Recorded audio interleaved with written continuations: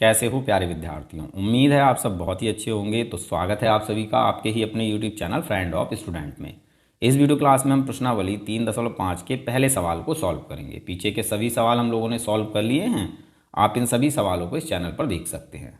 तो देखो यहाँ प्रश्न नंबर 1 के हमें ये 4 भाग दिए हुए हैं, ठीक है।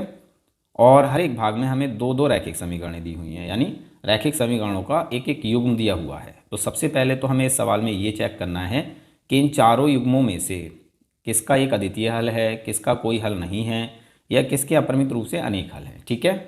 किसी भी युग्म का अगर अद्वितीय हल मिलता है तो ऐसी स्थिति में हमें उस युग्म को बीजगणन विधि से हल करना होगा, ठीक है।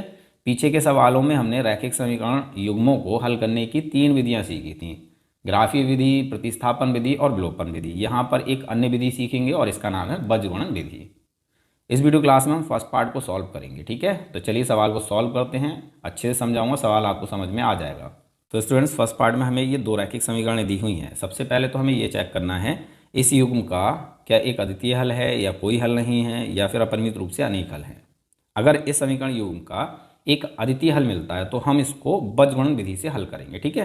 तो सबसे पहले तो ये चेक करना है इसका हल किस प्रकार का, एक अद्वितीय हल है या कोई हल नहीं है, या फिर अपरिमित रूप से अनेक हल है। तो इसके लिए हमें क्या करना है, इन समीकरणों के जो गुणांक हैं इन गुणांकों के अनुपातों की तुलना करनी है, ठीक है। देखो ये 3 कंडीशंस होती हैं, आपने पीछे के सवालों में भी इनको सीखा है। पहली कंडीशन है अगर a1/a2 बराबर नहीं है b1/b2, यानी ये दोनों अनुपात आपस में बराबर नहीं हैं, तो ऐसी स्थिति में समीकरण युग्म का एक अद्वितीय हल होता है, ठीक है।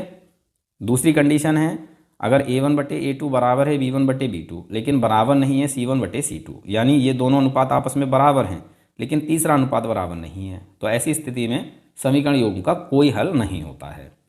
तीसरी कंडीशन है अगर तीनों अनुपात बराबर हैं, यानी a1/a2 बराबर है b1/b2 बराबर है c1/c2, तो ऐसी स्थिति में समीकरण युग्म के अपरिमित रूप से अनेक हल होते हैं, यानी असंख्य हल होते हैं, ठीक है। तो इन्हीं अनुपातों की हमें तुलना करनी है। तो देखो a1/a2, a1 क्या होता है, समीकरण फर्स्ट में x का गुणांक होता है। तो यहाँ देखो x के आगे कौन सी संख्या लिखी है, यहाँ कोई भी संख्या नहीं लिखी है। जहाँ कुछ नहीं होता वहाँ गुणांक होता है 1, तो यहाँ x का गुणांक है 1, ठीक है। तो a1 हो जाता है 1 और बटे में a2 क्या होता है, समीकरण सेकंड में x का गुणांक होता है। तो यहाँ x का गुणांक क्या है, 3 है, तो a2 हो जाता है 3, तो ये हो जाता है a1/a2, ठीक है। इसी प्रकार से हमें b1/b2 निकालना है।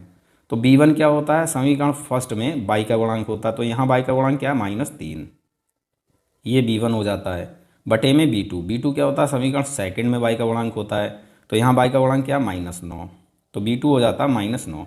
माइनस से माइनस हो जाएगा कैंसिल, 3 से 3 एक कम 3, 3 3 9, ये भी कैंसिल हो गए। तो क्या बचा, 1/3, यही हो जाता है b1/b2, ठीक है।